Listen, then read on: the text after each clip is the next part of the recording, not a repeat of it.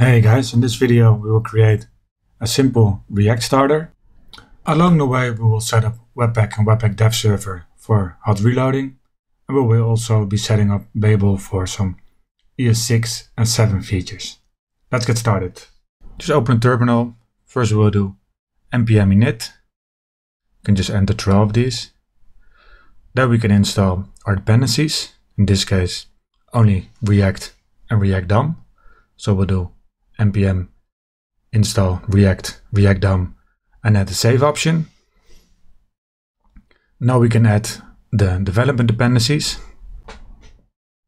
For this we will do npm install Babel core, Babel loader, Babel preset ES 2015, Babel preset React, Babel preset state 0, Webpack, Webpack-dev-server, and we will add the save dev option so that these libraries are saved as development dependencies in our package.json.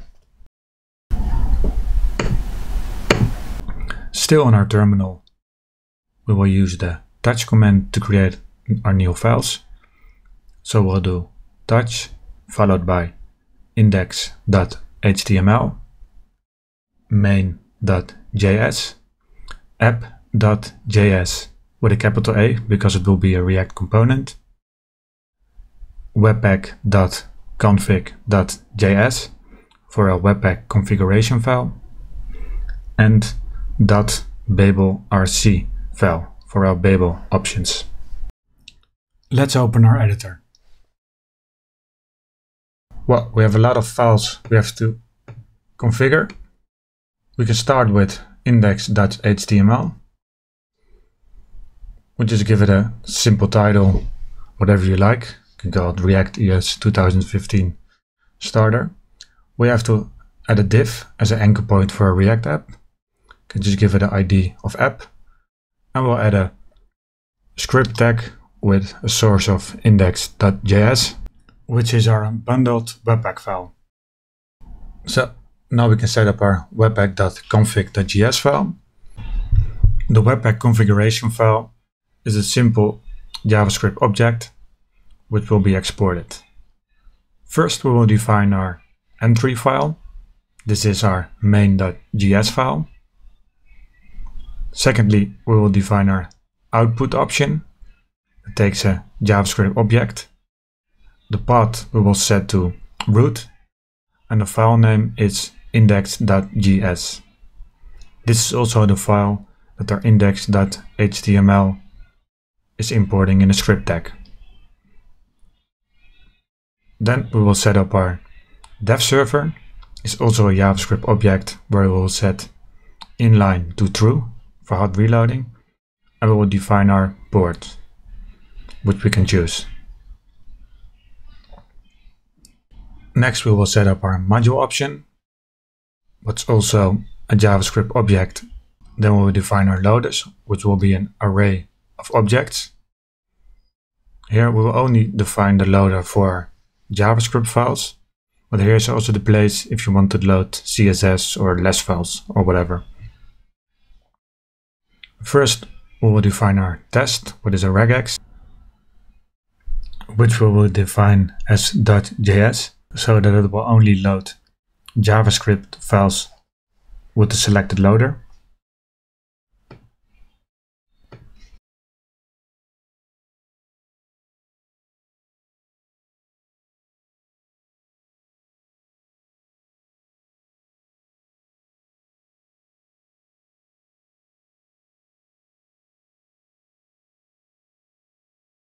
And finally, we will set up the loader and set it to Babel. Here we can also define a query option where we can define options for Babel. But I prefer to do it in our Babel.rc file to keep everything cleanly separated. In our .babel.rc file there will be a JSON object. We will define presets, will be an array of ES 2015, React, and stage 0. Now back in our webpack.config file we can just comment out or delete the query object. Okay, so now it's time to create our first React component. First we'll import React by import React from React. Then we create the new class, which we will call app, that extends react.component.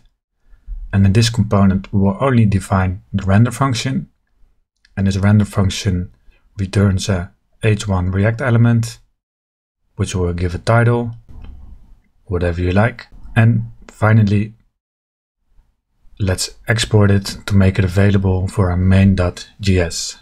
Let's open our main.js file. Now it's time to render our app component into the DOM. First we will import React, React DOM, and import our app component. The function we'll need is the render function from the React DOM library, which takes 2 arguments, the React element and the DOM container node. The React element is our app component, so let's define our DOM container node, which we will call root. Let's grab our div from our index.html, which has an ID of app. And now we can define our React DOM.render function. We will pass it our app component and mind the ES6 syntax and pass it root. Okay, we're almost there. We just need to add a simple way to get our Webpack-dev-server running. We can go to our package.json, and in our scripts tag we will add start Webpack-dev-server. Okay, now you're all set, and we can run our application from the command line with npm run start. As you can see, the server is working. Let's see if the hot reload also works. So we change it, we save it, and it's updated. And now you have a very simple React starter, which is cool because now you can build your own React app. Enjoy! See you later!